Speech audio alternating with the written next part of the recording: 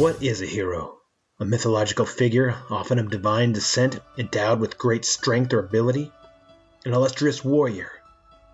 No. It's a person admired for achievements and noble qualities, one who shows great courage. Welcome to the What's a Hero podcast, where we dive deep into what a hero is and what makes them that hero.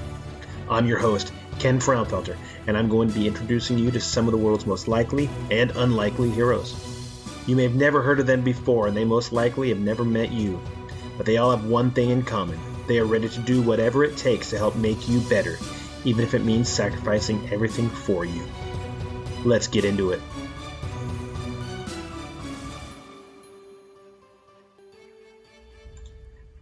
This is episode 93 of the What's a Hero podcast with me, Ken Frownfelter.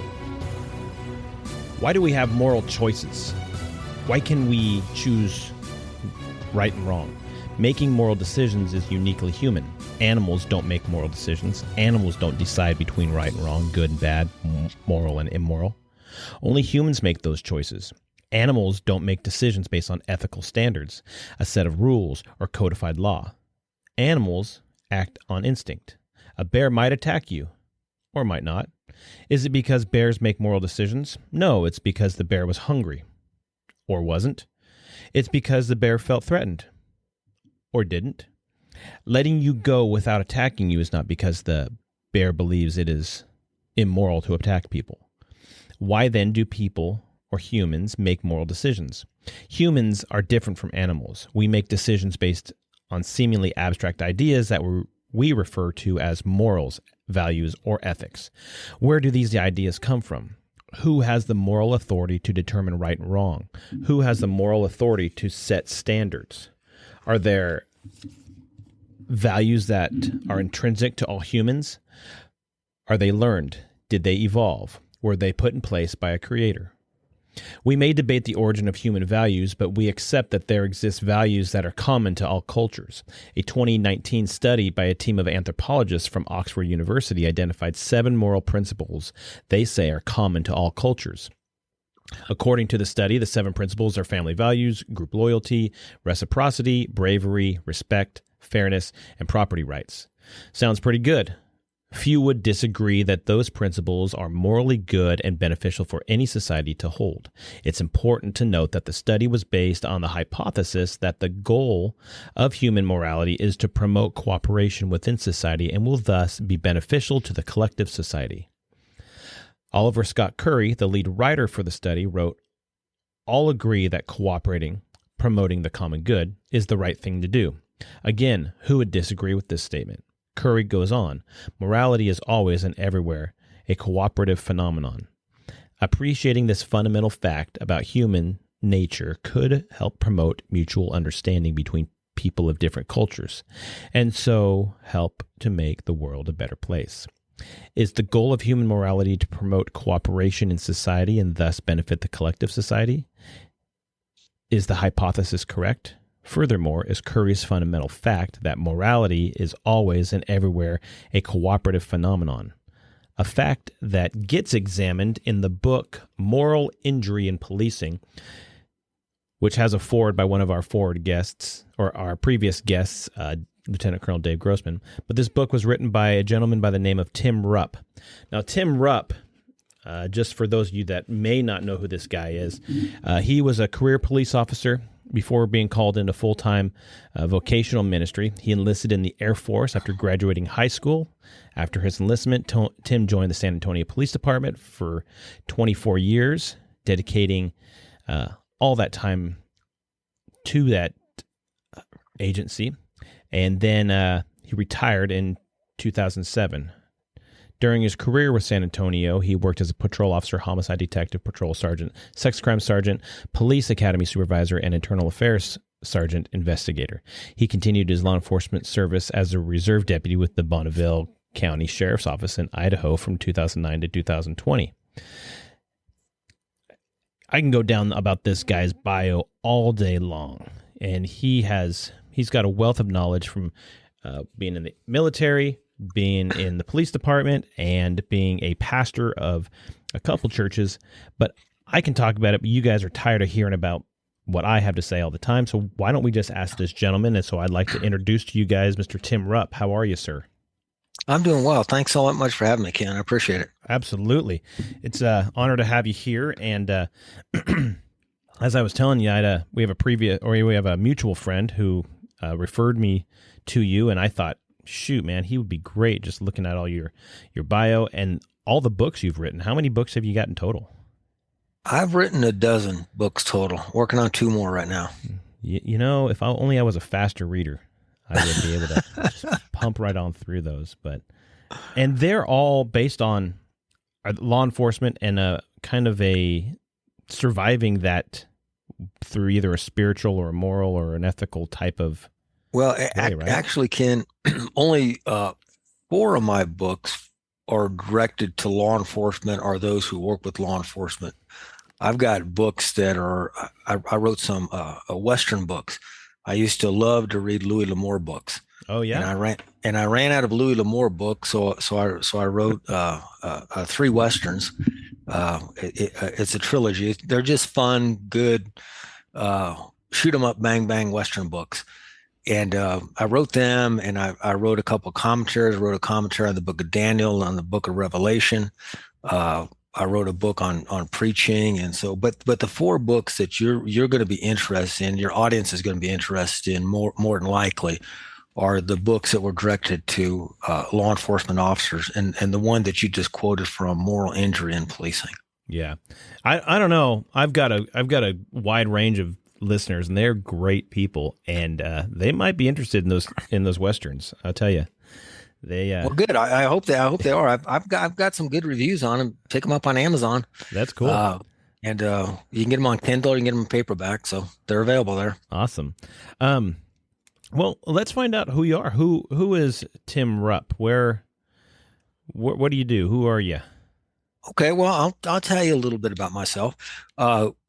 Air Force brat. My dad was a career Air Force. He was enlisted in the Air Force, and so I grew up across this nation. I was actually born in California, George Air Force Base, and when he retired, we ended up in Texas, in San Antonio. He was stationed at Lackland Air Force Base, and he finished up his career there. Then Dad, when he retired, he went to Bible college in Florida, and then he moved back to San Antonio area, where he started a church in 1977. In 79, I graduated from high school, and I knew growing up, Ken, that all I ever wanted to be my whole life was a police officer. Oh, really? That was my dream. I grew up in the 60s and the 70s watching shows like Beretta,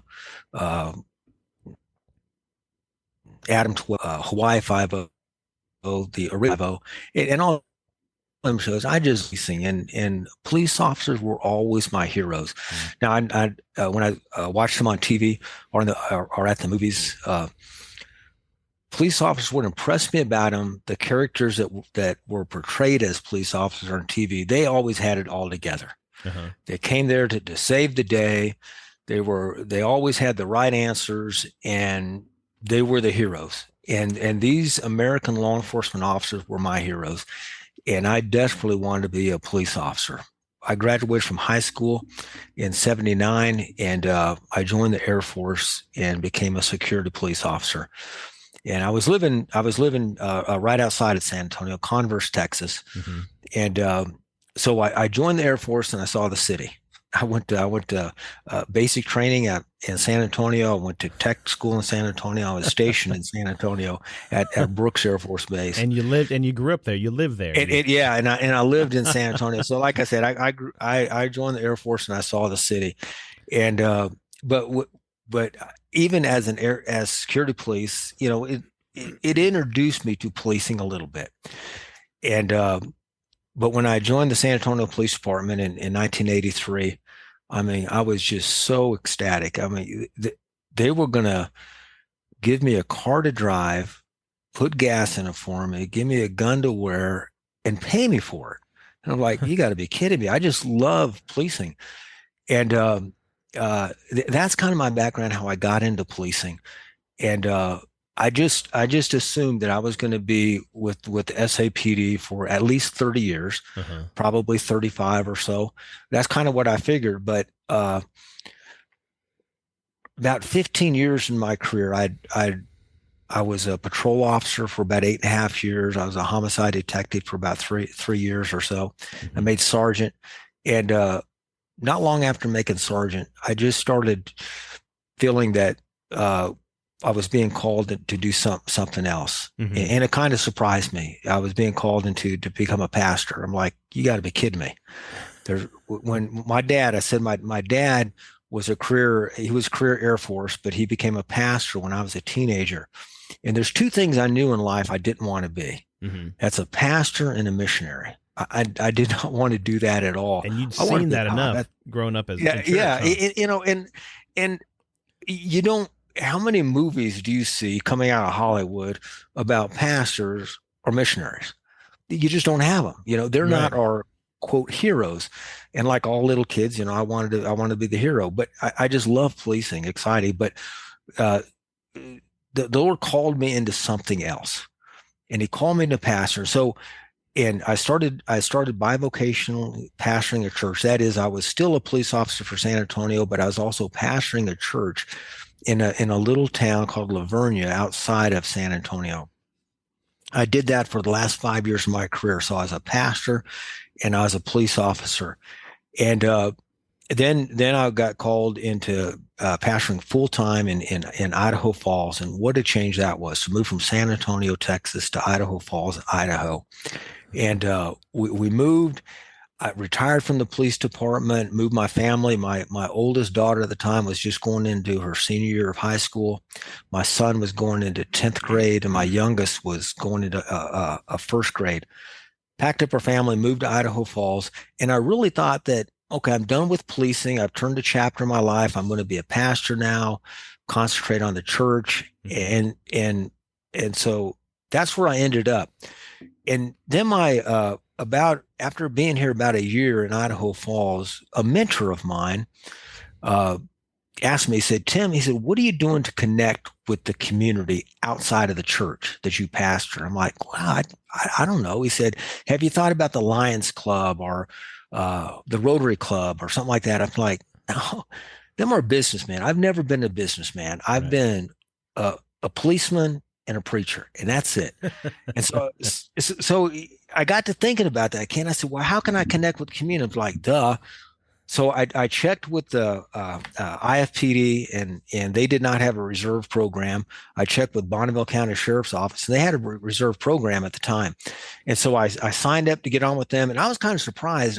I come from a big city. San Antonio is a large city, Mm-hmm. Mm-hmm. and good training and all that stuff. And I'm thinking, okay, I'm going into this smaller uh, sheriff's agency, and I'm not really sure what the training is going to be like, how professional they're going to be, and all that stuff. The first thing that impressed me was to get on as a reserve deputy, even as a retired police officer. I had to go through everything, just like everybody else, Really? and I had to be vetted just as if I was going to be an active full-time deputy. That's cool. So that kind of surprised me, but I was impressed. I said, hey, this agency is doing it right. And I got accepted, so in 2009 I joined them, and I found out, Ken, that they are very well trained, and I was very impressed to see a smaller agency in a more rural area of our country that had quality training for their sheriff's deputies. So Yeah. I was impressed with that. Not a couple bumpkins that are out there in a rickety Right. old truck or whatever, huh? Exactly. Yeah. Yeah. Yeah, that's the idea that you get when So- you hear about like little departments like that or little out of the way sheriff's office. You're like, oh, it's just going to be a couple guys. They really barely passed the academy and they don't know the law as much as the big city guys or whatever. Yeah. Okay. Yeah. When you get this stuff, and I think there's a little bit of interdepartment. Oh, you're just a little city. You're small, whatever. But I've seen good quality training in the smallest of agencies, and I've seen poor training in the biggest of agencies. So it's not the size of the agency. Yeah. It's the structure, it's the commitment to good quality training. And it's depends upon the officers themselves, whether they're willing to take the training and to be active in that training. Right. And so Right. anyways, that's kind of where my policing went. And when I got on the sheriff's office, people ask me, well, are you going to want to be their chaplain? I'm like, no, I really don't want to be a chaplain. To be honest with you, I had some negative experiences with police chaplains. And so I really didn't want to be a police chaplain. I just want to be a deputy, a reserve deputy. I'll ride along with the guys and I'll learn the city. I'll learn the county and I'll learn the sheriff's office. And so the sheriff asked me a couple of times if I'd consider being a chaplain. I kept on pushing back against that. Finally, in 2017, I gave in. I said, okay, I'll go ahead and be a chaplain for you. So he told me, he said, I still want you to be a deputy though.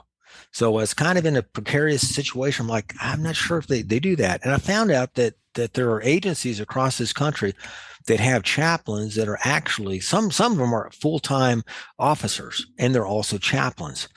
Some are reserve deputies like me, and they're also a chaplain.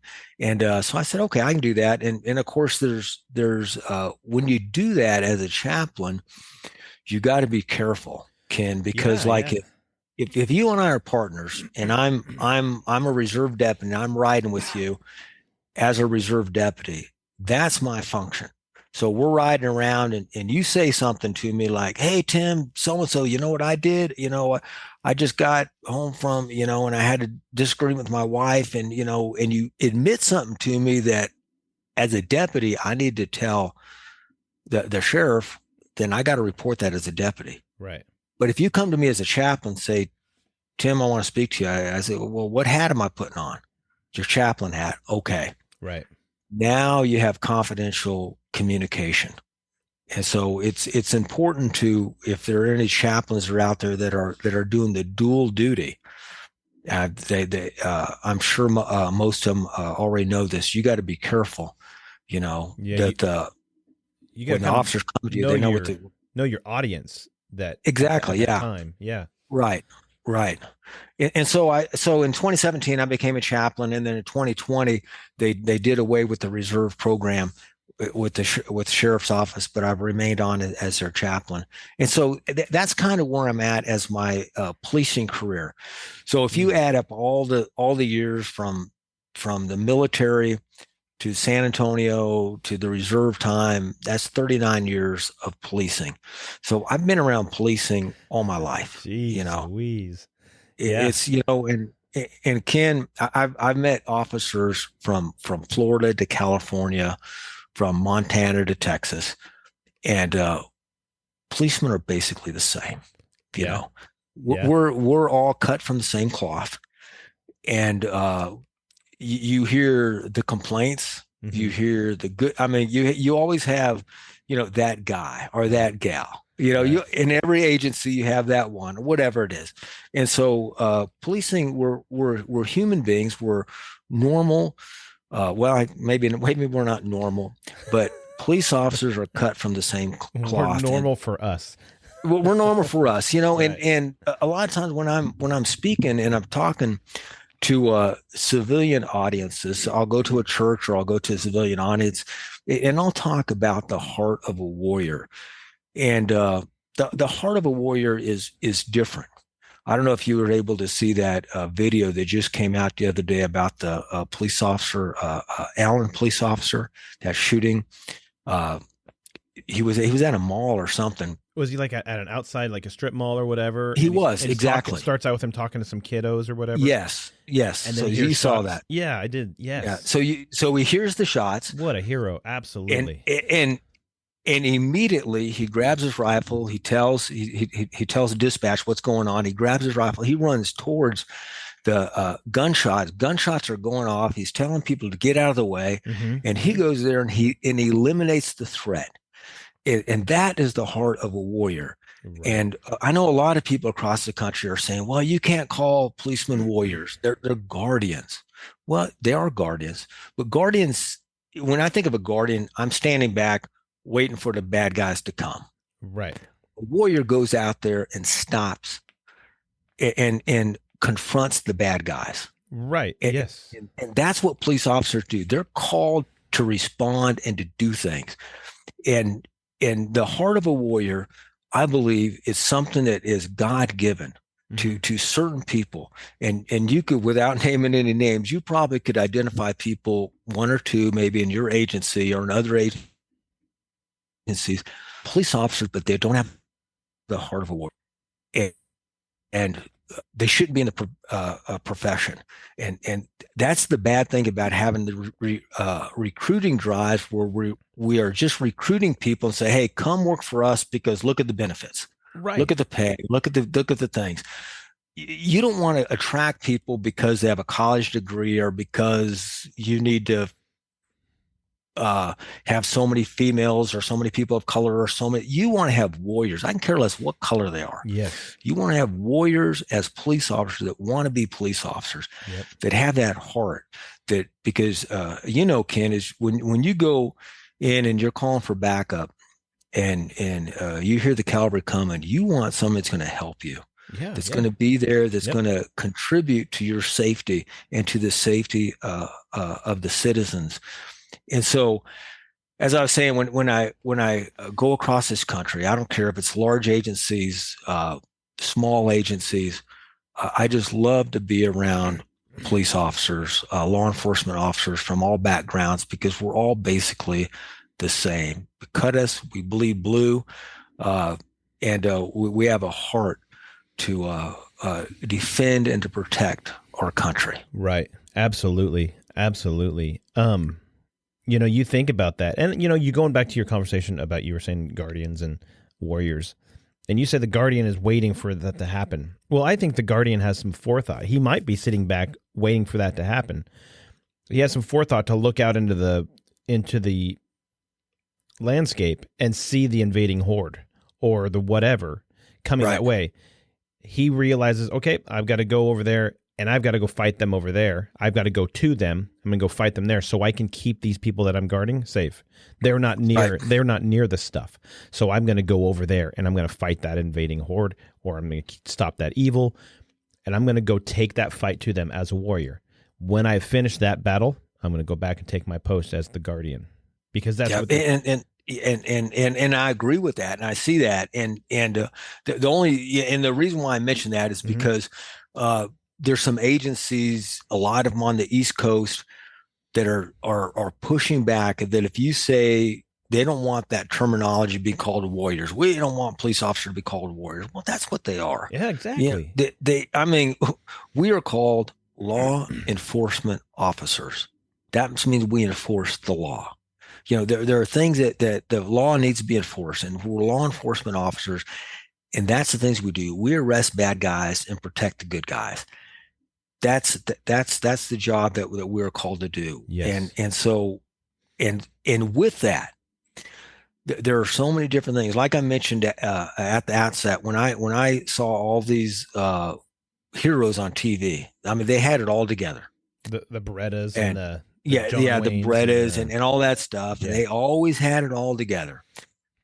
I became a police officer, and I realized, hey, police officers are human. They're like everybody else. We have problems. When you start seeing the things that we see on a regular basis, it's going to affect you, and you're going to have to deal with it. And how you deal with it and how it affects you is going to affect your family, going to affect your spouse, your children, your whole life.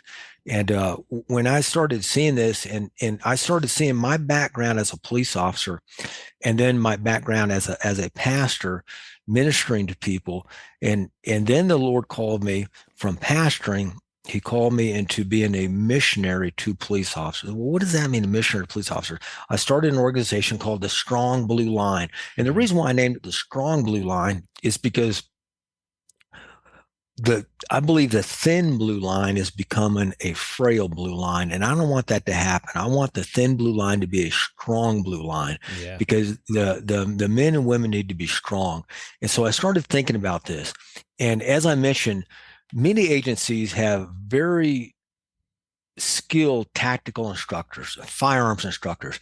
Officers are trained in tactics and firearms, even in the law, better than ever before in our country. And they have the Allen. We talked about the guy in Allen, and you think the ones in Tennessee a couple months ago. I mean, you can name some that didn't do too well, But by and large, officers are very well trained tactically. Mm-hmm. Dave Grossman has brought to light the mental aspect of being mentally prepared for battle, and what you go through, what you may experience in the midst of a shooting. And he's addressing that mental aspect. And so that's good as well. But one thing that we haven't been for years, we've never trained the spiritual aspect of a person. And as I mentioned in my books, we are tripartite beings. That is where we are body, soul, and spirit. We know we're not just a body, and that's it. Right. Everybody knows that we have a soul. That's our personality. We even call our spouse or the partner we're with our soulmate, because that's somebody we connect with. But we're also spiritual, and I believe personally, the spiritual part is the most important part. And the thing is if an officer gets shot, mm-hmm. We're going to take him or her to the best medical care available. Right. And we buy and vest. We give them cars, and we tell them to put their seatbelts on, and we do all this stuff to protect the physical body, and we give them the best medical treatment available. And then we have the mental aspect.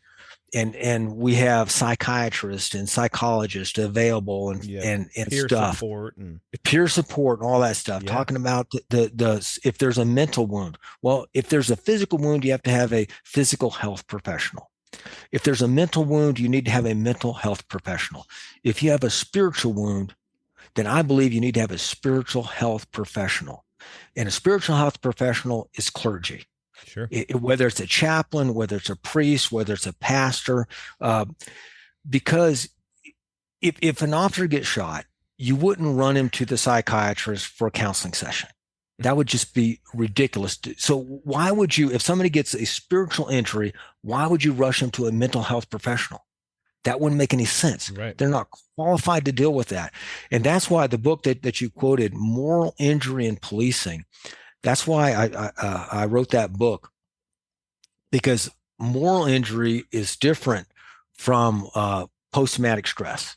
Yeah. It's different from that type of injury. A moral injury is just what it says. It's an injury to the spirit. It's a moral injury. So why would we have a mental health professional addressing a spiritual health problem? And so this is why I'm really a proponent of chaplains and proper chaplain training available to police officers. So police officers can go to somebody that understands them more than maybe their pastor or their priest would. Right. And just along those lines, I'd gotten into a shooting several years ago, and I don't know if I've ever talked about it on the podcast here, but I've talked about it before with other people. And the idea was that we got in a shooting. We didn't know what the outcome was of this individual 2 or 3 weeks after the incident. And so one of my partners who was there with me, we were talking out in the parking lot one day. We were still out of work, admin leave and all that stuff like that. And he says, "How are you doing?" I said, "I'm doing okay. Just a couple different things." He goes, "Well, what's going on?" I said, "I have not prayed since the event happened." He goes, "What? You haven't?" And he's not overly spiritual or goes to church or any of that stuff, but he knows that I did. And so he goes, "You haven't?" I said, "No, I haven't." He goes, "Why? What's going on there?" And he knew me and knew that was a little bit out of sorts. And he said, "Why? What's going on there?" And I said, "I'm just still trying to wrestle with the fact that I killed somebody. And he goes, "I can understand that. But for you need to do that." I said, "I know." Well, some time went by, and he was texting me, and he was like, "Hey, have you talked to the bid guy yet? Have you been praying at all or anything like that?" He was just checking in on me, and I hadn't. And so I went and I spoke with my pastor and stuff like that. And then I even had a conversation with Dave Grossman while he was on the podcast here, probably prior one of our conversations before we started recording. But the idea of, and this had, I'd understood it by this point, but the idea of the Bible says don't kill, actually the Bible says don't murder. There's the difference. Right. And so getting that thou shalt not kill or thou shalt not murder, when you get into it, your mind is like, where am I at? What have I done? And how do I reconcile this whole thing? And so that's where, if you have somebody that you can talk to that can help clarify what you're thinking the Bible has been telling you all these years, that can help you with that understanding, that discernment of what the Bible's told you based on how your morality is based on what the Bible has told you. It's huge, and I just agree with you 100%. Having that person that you can go to and just get clarity on your own mind sometimes based on your theology in your heart or in your mind. And that's what you mentioned there. That's one of the biggest reasons I wrote Winning a Gunfight. And a lot of that book, Winning a Gunfight, I reference a lot of Dave Grossman's stuff. And that's the reason why I contacted him through a friend of mine and asked him if he would read the book and consider writing a foreword for me. And I wanted Dave to do it actually for two reasons. Mm-hmm. One, I wanted to make sure that I didn't misquote Dave on anything, that I took his stuff and I presented it accurately. Right. And secondly, I wanted Dave Grossman to write forward to the book, and he did. And he read it and he gave me some advice on it, and I refined the book and I did some things, and he wrote the foreword for me, and I was so grateful that he did that. But that's one of the issues that he addresses, and one of the big issues that I address in my book is, and that's the thing, is you got to prepare spiritually. Yeah. If are you willing to pull the trigger that may cause the death of another individual? And if you can get that settled beforehand, that's good. Because you don't want to be thinking in the moment of truth, start going through, well, can I do this? You have other things on your mind, but you're involved in a shooting and you're surprised how these thoughts come in, even during the shooting. Sometimes I had, in the shooting that I was in, I had these intrusive thoughts come in during the time when I'm talking the guy down, trying to talk him out of, dropping the gun and stuff. And so one of the things you don't want to have to come in is, can I live with myself? Can I do this? Will I be good with God if I pull the trigger? Correct. It needs to be settled in advance, and it's so important.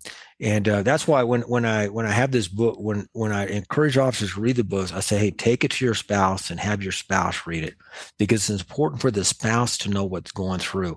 And then if you have clergy, if you have a pastor, I've written a book specifically to clergy that's based off of that book, but it's specifically to pastors, to chaplains, that addresses the spiritual aspect so they can minister to not only police officers, but combat veterans that have used a deadly force in combat, and knowing how to minister to these men and women who have to kill people for a living. Right. And it's not that they're going out of their way. They're not hunting. They're that specific person for whatever reason, they are meeting the evil head on as it's there. Right. That's what they're doing. It's not, there's not the intent to wake up that morning. This morning, I'm going to go ahead and shoot 4 people. There's none of that. It is, I'm going to try to go do my best and try to help people and save lives if possible. That's right. We're there as warriors to protect. I mean, the Bible talks about warriors, and in one of the chapters that's dedicated is First Chronicles. First Chronicles talks about King David's mighty men, his mighty warriors. And it talks about how many people they killed. Now, the Bible doesn't do that because they killed all these people. The Bible did that because they're warriors, and they protected Israel. Righteous warriors. And there's, yes. And when it talks about them, I love this statement in the Bible. It says, these things did these men. These things did. They just did these things. And that speaks of warriors. It's like, well, what'd you do? Well, we just got in a high-speed chase with somebody, It's like, you got to be kidding me. You're running 130 miles an hour down the... Well, warriors just do that kind of stuff. It's just what we did. Yeah, it's the idea of the general population has about 1 or 2 major events and major life-altering events. Right. every like 2 years or 3 years, or I'm not exactly sure exactly. I what the think it's stat is. it's 2 to 3 over a lifetime for the average citizen. And they say the police officer has 5 a day or something along those lines. Yeah, I think that it's like I got to get that quote. I think it's the quote. And I heard it the other day. They have like 800 over a 20-year career. Right. And it's just it's astronomical. It is. So yes, there is that mental health side of things where yes, you have an issue, but if you have a moral heart, you were raised as a normal kid that just played and went to church and did whatever, and now you get into this situation, you need to have some kind of, how are you letting that go? How are you offloading that struggle that you're having, that moral or spiritual struggle that you're having that you wouldn't normally have if you were a CPA or you were a plumber or you were a whatever, you know what I mean? Right. Yeah.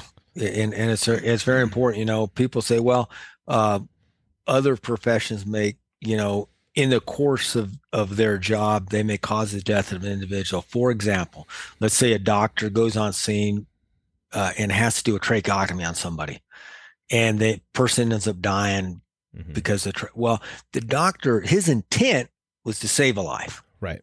You know, it caused the death of an individual, but the intent was to save a life. We're officers, we do things, we pull triggers on people. I mean, our intent is not to murder. Our intent is not to kill.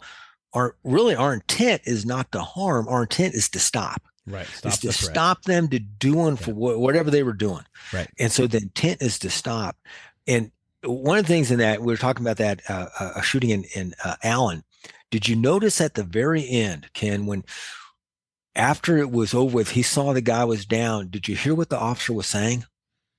He was saying, I got him, bro. I got him. It was like he was excited that he put him down. Yeah. And if people don't understand that, and I went through this, I don't know if you experienced this in your shoot. Not everybody does, but sometimes you have a sense of exhilaration right after a shooting. Mm-hmm.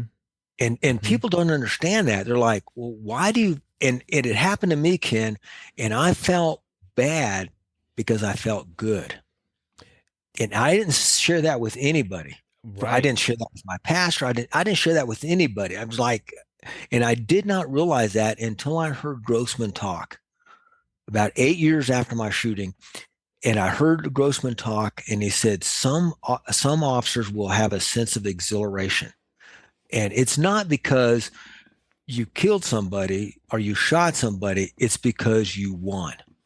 You didn't get shot. You protected. You did what you were paid to do. You did what you were called to do. Right.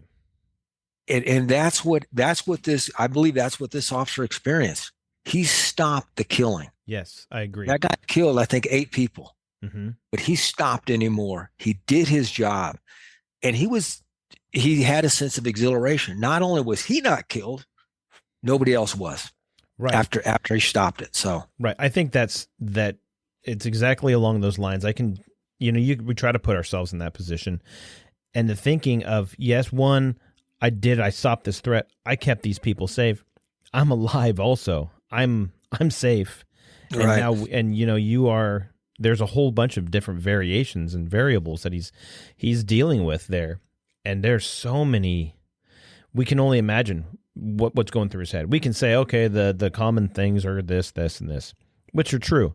However, he's an individual human that has individual thoughts and beliefs and struggles and all that stuff like that, he knows that he's alive, and he has vindicated himself, maybe even to himself, that I'm the warrior that I thought I was. Yeah. And I agree. And there's this sense of affirmation that we're not getting from the press. We're not getting from the media. Sure. But another thing that I've noticed, speaking of that, I think that officers can, if they listen too much to the people telling them how great they are, how great of warriors they are, we could become into the danger of thinking that we can do no wrong. Right. that we can go through, and whatever we do, it's because I'm a policeman. I've got the badge, I got the gun, I've got the authority. Whatever I do is okay. Mm-hmm. Now, whatever you do within the law, and you need to, there's an ethical law, there's a moral law, there's obviously the penal code, the Constitution and stuff that we have to uphold. But it's important for officers to be real careful about not believing all the accolades about themselves. We are human. Right. We have our faults, we have our weaknesses, and we need to acknowledge them. Right. We can't have that arrogance. You still got to go through what you're doing, just like anybody else. You hear Jocko Willink talk about subordinating your ego, and you got to do that. That's a good term. Yeah. You just got to subordinate that ego. You go through life, not thinking you're the best ever. I mean, because your flaws, your faults, and everything that you do to trip yourself up with, and you can't disregard those and say, "Oh, that's just that," and I'm still better than you. No, you're not. You're a human that wants to do right. Why do you want to do right? You have a moral center. Why do you have a moral center? You can reverse engineer this whole thing as to why you do what you do, but your why has to be solid in the beginning. You have to have the solid foundation. and that's why it's so important to bring the spiritual aspect in. And some people ask me, and they thought, well, how come we have police chaplains? I mean, don't we have churches to go to? Don't we have pastors? Don't we have priests and things like that? Mm-hmm. Well, if you look at where America is going, talking about this a moral issue, in the early 1960s, they did away with prayer in school. Yeah. But back in the 40s, 50s, 60s, if a policeman wasn't working on Sunday, where was he or she at? They were in church for the most part. Right. Because that's where most people in America was. Mm-hmm. We used to have what they call blue laws in this country. Everything was closed on Sunday but church. You had nothing to do on Sunday but go to church. Mm-hmm. And most people went to church. In my generation, 64% of my generation goes to church on a regular basis. With the millennials, which makes up the vast majority of officers today, that is down to 36%. Wow. And if you ask back when I was 18, 19, 20, 25 years old, if you ask somebody, do you go to church on a regular basis? And they said, yes, that means you went to church probably 2 or 3 times a week. So that was considered regular. The Wednesdays and the Mondays and twice on Sundays, Wednesday, and then maybe some special other stuff. But you went 2 or 3 times a week. Now, if you go a couple times a month, you consider yourself regular. And so we've gotten away from it. And what I'm saying here, Ken, is the average millennial nowadays, if you take the average college, you go to a college campus and you just go up to an 18, 19, 20-year-old and ask him this question, is man basically good or basically evil? The vast majority of them are going to say humans are basically good. We're basically good people. And so as these young people become police officers, they come into a profession where their foundation is humanity. Mm-hmm. They believe that humans are basically good. Right. Then they become police officers and they start seeing what humans are doing to one another. Yeah. They start making the calls and they start seeing what's behind the closed doors. Yeah. And they see what husbands and wives do to each other. They see what pedophiles do to children. Right. They see what humanity, and they're saying, "Oh my goodness, their foundation has just been shattered." Yep. Then they start questioning, well, if there is a God, why does he allow this?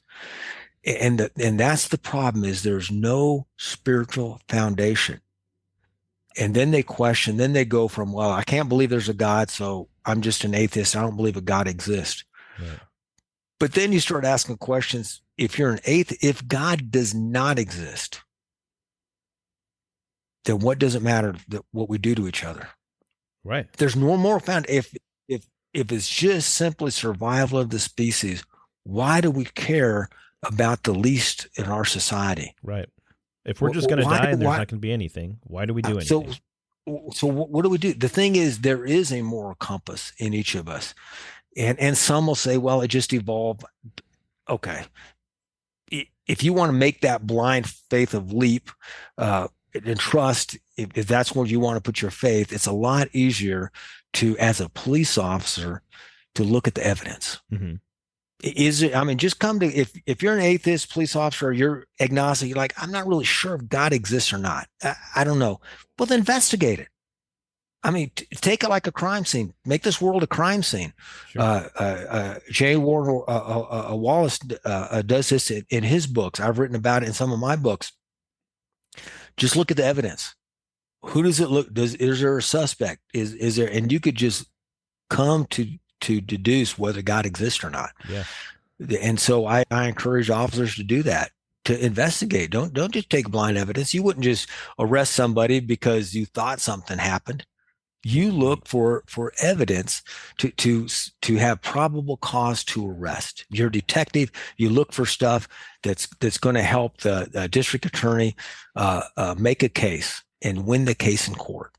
So you're looking for these things. So I encourage officers to investigate and to check it out for themselves. Right, and I think there's a level of guys that do that and they believe it, but they don't need to follow through with it. That's for somebody else. That's for, I believe that, there's a God and they mention that whatever reason, but at what point is that real for you? But because too often that's for somebody else. You're exactly right, and you're talking about some. We're given a heart by God to do what we do, and when we take that too far, we become egotistic, we become arrogant, and I think that's the default of a warrior. But look at Israel's greatest warrior in the Bible, King David. Yeah. I mean, King David was a man's man. He went up against Goliath. He took down lions and bears. I mean, he had it going on. I mean, he's a warrior. Yeah. He fell into sin. He did things wrong. He knew that he needed to be forgiven. As you mentioned earlier, we know our faults. Yeah. A warrior knows better than anybody else what his or her faults are. Mm-hmm. And we know that we fall short. And God offers that forgiveness to us. King David took that forgiveness, and I would dare say I would not call King David a wimp.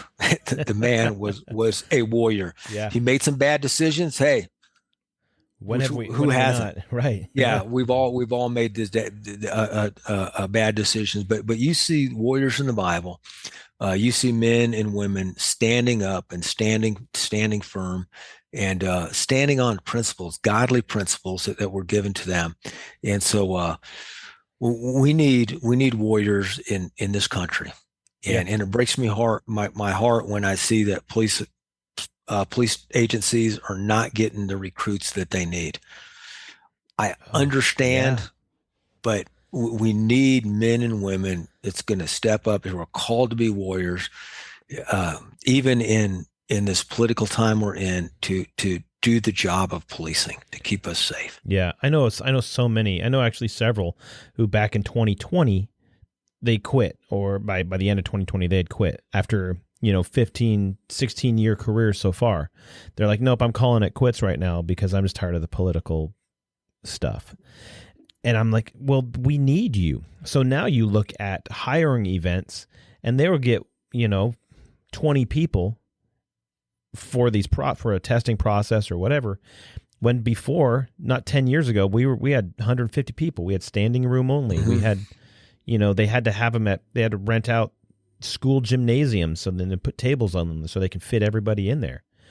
And now you can do it in somebody's lunchroom at some office or something like that. It's so sad to see that they're having a harder and harder time finding good candidates. It is, and I've talked to agencies. They're like, "Well, they told me about a guy or girl's background." I'm like, "Are you hiring that person? We have no choice." Yeah, you have a choice. Don't hire them. The problem is then the guys that are there, the guys and gals that are there, are working mandatory overtime. Right. And which is good, make some money. but you can only do that so much for so long. Yeah, You've got to have a break. Yeah, you got to shut it off at some points. And I know the guys that are doing that right now. I talk to them. I talk to several on the daily, and it's just like, what are we doing to get more people? And it's not just my agency; it's surrounding agencies, it's other agencies throughout. I've talked to other officers from Nevada up to Northern Oregon, Washington, California, all over the West Coast. I've talked to them, and it's always the same thing. We just don't have the people, and we're all working our butts off, and everybody is shorthanded, and everybody's trying to figure out how we're going to keep everybody's morale up. Morale is just the big butt kicker, and you see that on social media with all these law enforcement groups that I'm in or whatever. And so what do? We can do nothing but laugh at it sometimes, and so we have the dark humor, and then so we just kind of perpetuate this cycle of just dealing with it and beating ourselves up over it. But we're all trying. We all want to do what's right, but it's difficult to do that. It's tough. And I think unless something changes, Ken, I think it's going to get worse, because you have guys that since 2020, they have the 10, 15 years in, and they're sticking it out for retirement. Yeah. And, 5, 10 years from now, when these guys meet retirement age and they're gone, and we haven't been replacing them over the years, it's going to get worse and worse. So we really need to do something to change the direction of this country and its outlook for police officers, and all this stuff about taking away qualified immunity and all that stuff. And a lot of people don't understand the protection that officers have, and to strip that away, you're going to have officers that are not going to respond. They're just going to wait until it's over with and go write a report, right, to protect themselves.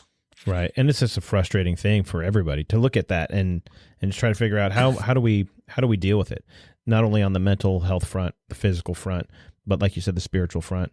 And everything is just being taxed.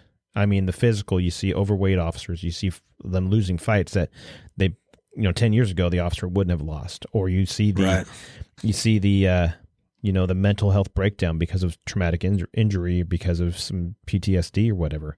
Yes, that is it. That is a thing. However, how do we deal with that? And once again, back to the spiritual side, how are the guys dealing with that? Do they even have that moral compass to set on? Or do we have those guys? There was a group of officers that killed a guy while in custody because where it was just earlier this year, like 4 or 5 police officers. It was in Memphis. Right. It turned out that they were all got hired because of they lowered the standards in their department. Right. Yeah. To hire these guys. Yeah, and it's terrible, and that's another thing that's going to cause problems. Not only are we going to be short, the quality of personnel we're getting is not what it should be. And going back to your point you made, officers people need to become police officers because of the spiritual aspect. Yeah. Hey, this is the moral. It's the right thing to do. It's a needed occupation. You just hire somebody. If it was just about the money, you say, well, we'll pay you this. Well, I can go over here and I don't have to put up with all the stress and all that other stuff and get paid more or just as much. So why would I do that? Which makes sense. Why would you do this job if it's for the money? Or why would why would you do it if it's for something? Just if it's the moral, it's the right thing that you're called into this profession. Right. Then that's the reason why you need to go into it and be the best officer you can be. Yeah. And you want to stay away from moral injury and make morally right decisions. Right. I mean, that's what it boils down to. Do the right thing, and you will save yourself. I mean, the average life expectancy of a peace officer is 57 years in our country.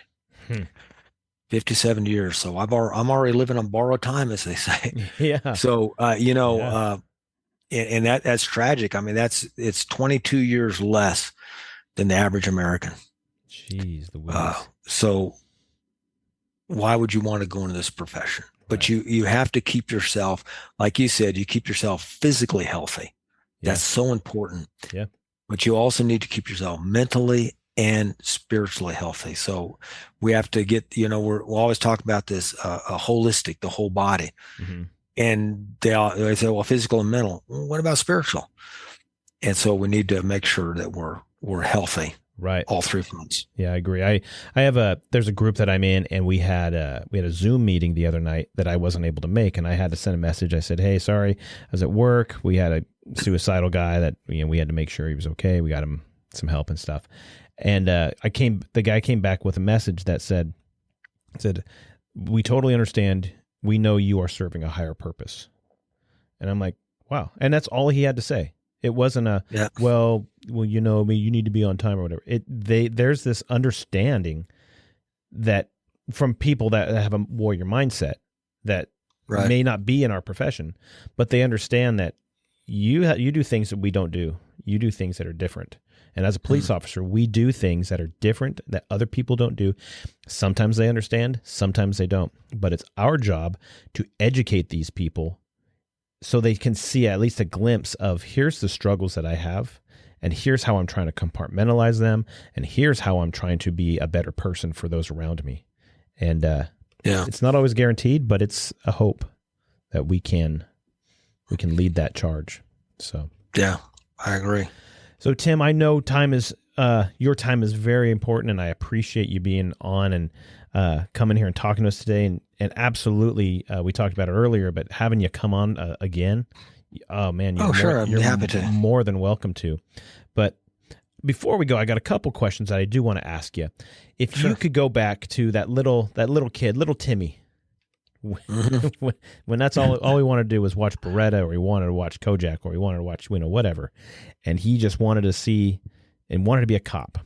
And then, if you had the magic time machine and you were able to meet little Timmy right now, sit right there, stand right before him, would he say, "That's who I want to be when I grow up"?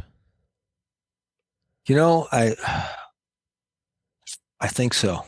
Yeah. Because of God, where God has led me and where God has put me. And would I say to little Timmy, choose another profession? Say no. Would I say to little Timmy, choose another agency? No. I thought about it when I was applying for the San Antonio Police Department. I actually was going to apply for Abilene PD. I went to Texas DPS, the highway patrol there, grabbed an application, filled it out, never turned it in. And I believe, Ken, that God has directed my life. Have I made some wrong choices? Yeah. There's some things I regret. If I could talk to little Timmy, I could say, hey, at this juncture in your life, this is going to present you. Go here, don't go there. I mean, I wish I could do that. But just the big picture, being a police officer, being called into it, the profession where I've had the privilege and honor to serve with those who I've served with, and what I'm doing now, no, I wouldn't change it. And I appreciate that question. I never thought about that, but thanks for asking that. Yeah, you're welcome. You're welcome. Do you have any final, I guess, words of wisdom for these fine folks that like to listen to this awesome podcast? The only thing I would say is, I don't know where people are spiritually, where the officers are that are listening to this, or even if you're not an officer, you're listening in because you know an officer, you're just interested. What do cops talk about? Think about eternity. This life is but a fleeting moment. I mean, I'm into my 60s now and have 8 grandchildren, and it's like a blink of an eye. Yeah. And so think about eternity. Think about where you're going to go, and that's what I would investigate. That's what I encourage them to do. I appreciate it, Tim. I'm looking forward. I think I get to meet you in September. I'll be out there. That's my plan, anyways. And but until then, at any point, like I said, you say, I just got another book. Can I come on the show and plug it? Absolutely, you can come on. So, okay. How can people get a hold of you, find you, get to know you, all that good stuff? Okay, I have a website, thestrongblueline.org, thestrongblueline.org, all one word. Don't forget thestrongblueline.org. Books are there available. If you wanted to order a bulk order of my books, 20 or more, some agencies, some churches, some organizations will order books and give them to the officers at their agency. They're $11 a piece there for my policing books. If you want just a book to read, You can get them on Amazon. Just type in my name, Tim Rupp, and find my books on Amazon. I have a dozen books there, different genres, which you like to read. So if you want to get a hold of me, go through the website, fill out the contact, that goes straight to my email, and I will contact you through there. So that's the way to get a hold of me. Awesome. And if somebody wanted to hear you speak, because I know you go around, you do a little bit of public speaking. I do, and I would recommend you go to the website to check where I'm at. For the most part, that's all kept up to date, unless I'm speaking maybe at a local church or something. It's not necessarily on there, but seminars coming up, they're on there. Or if you're just like, hey, where are you coming? If you want, hey, will you come to my area?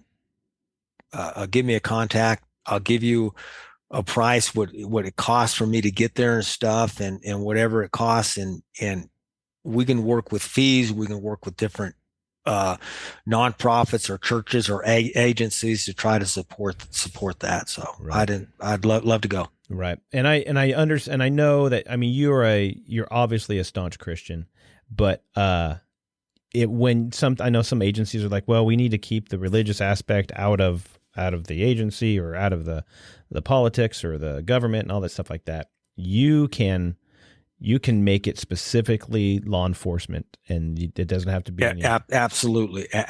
Thanks for asking that. When I go to a venue, when I'm invited to a police agency, and they are bringing me there, their training coordinators bringing me there, I will go there. I know who the audience is. I know what I'm allowed to say and what I'm not allowed to say. Right. But the fact of the matter is, we don't address spiritual issues. I will address them. I will not plagiarize, proselytize or whatever.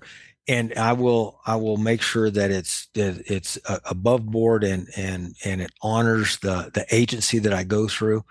And so when I go to a more of a civilian, and I have more of leniency, like I'm at a church. You come to church, what do you expect? Yeah.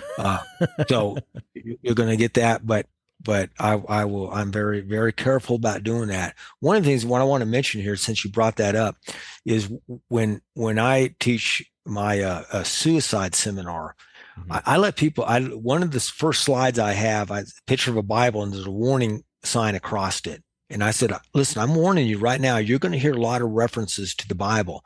And the reason why I do that is this, Ken. Every officer that I personally know who has committed suicide, all profess to be Christians, are of the Christian faith. 80% of officers across this country profess to be of the Christian faith. Whether they go to church or not, whether they say I'm an evangelical Christian, whether they say I'm Catholic, whether they say I'm Baptist, whatever it is, they profess Christianity. So if these officers who profess Christianity are committing suicide, shouldn't we look to the book that they profess to believe? Yes. And say, hey, even if I'm an atheist, but I want to help you, Ken, that I know you're a Christian, not commit suicide, maybe I don't know what you say you believe. Right. And that's the reason I said, so this is what this is. And when guys hear that, they're like, okay, it makes sense. Right. And so then I can present the Bible and say, whether you believe this or not, this is what Christians say they believe. Right. And so they're like, okay, that makes sense. So I'm not pushing their religion. I'm not pushing the Bible. I'm just saying, hey, guys are killing themselves. They say they're Christians. Let's see what they say they believe. Right. Right. Man, I think I can listen to you all day. I think you have a ton of stuff that would be just incredibly interesting for me.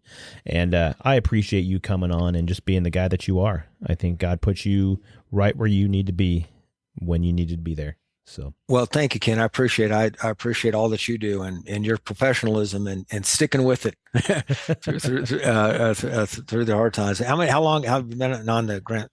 I've been a police officer 16 years, going on 17. So good. Been doing that for that long, and was in the Marine Corps before that, and did some lived some life and raised some kids, and life. Excellent. So good. Yeah. Well, good. Looking forward to seeing you. Absolutely. Absolutely. I look forward to it too, and I hope you have a great day today. Hey, you too. Thank you. All right, Bye-bye. man. We'll talk to you. And Tim Rupp has left the building, or I guess so to speak. I say that all the time, don't I? Oh, well, you get to hear it again today. Great guy, man. Really, really awesome talk with him. And one of those guys that there's so much left on the table that we can go back to, we can talk about later. But his the book specifically that we were talking about, Moral Injury in Policing, it's such a good book. There's so much value to it. There's so many things that we don't even think about and would look at, and that can really, really help you figure out, your why, your desire to do your job. And that's policing in general. I would assume it would apply to firefighting, EMTs, all first responders, dispatchers. Get to that moral compass, that center of the why you do what you do, and then how to deal with that. Obviously, we have the physical side, we have the mental side, but there's a spiritual side. I mean, there's not something, there may be something or nothing that you can do for a situation. How do you reconcile that? How do you hear somebody maybe pass away over the phone if you're a dispatcher, or you don't get somewhere in time? How is it that God let that happen, or whatever the case may be in your mind, right?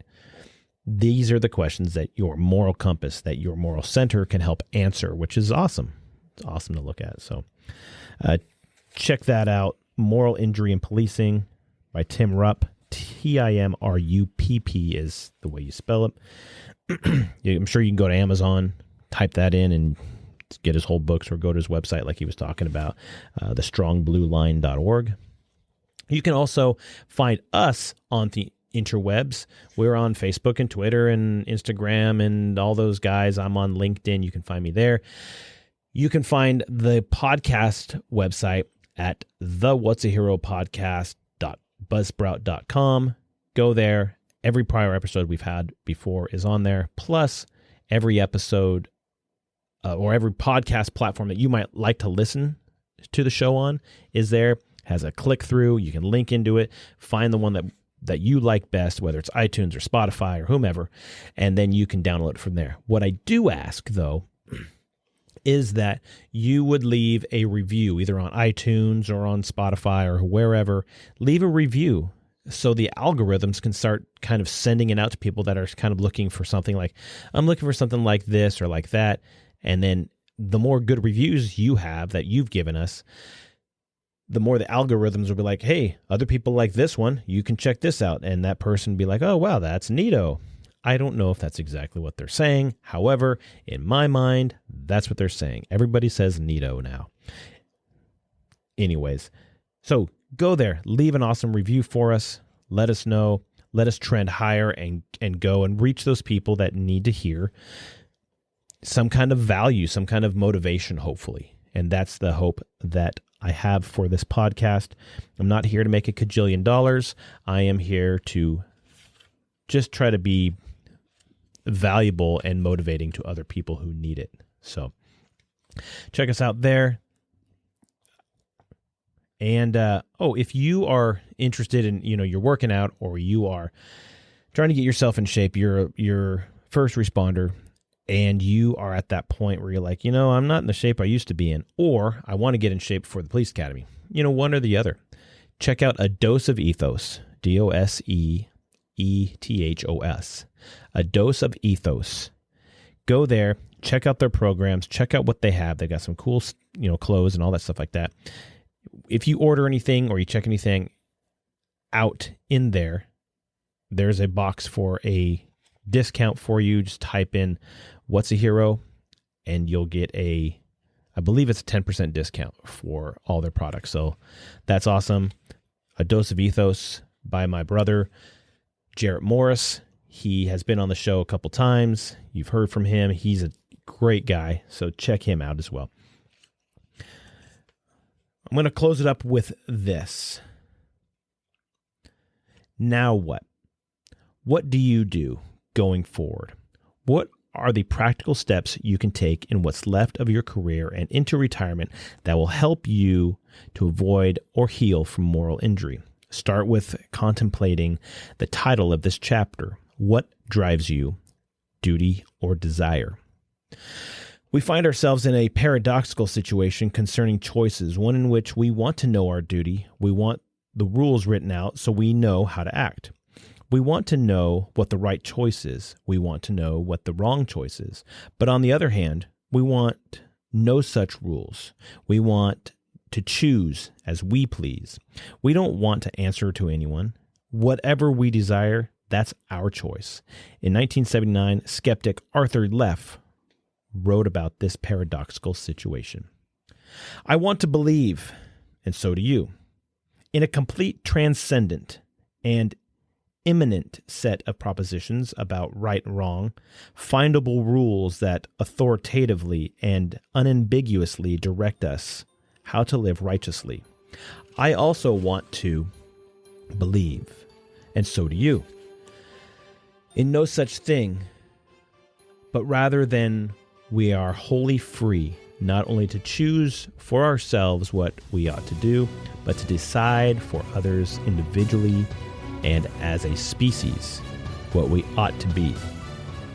What we want, heaven help us, is simultaneously to be perfectly ruled and perfectly free. That is, at the same time, to discover the right and the good and to create it. So, for Tim Rupp, I have been Ken Frownfelter, and this has been the What's a Hero podcast. We are clear.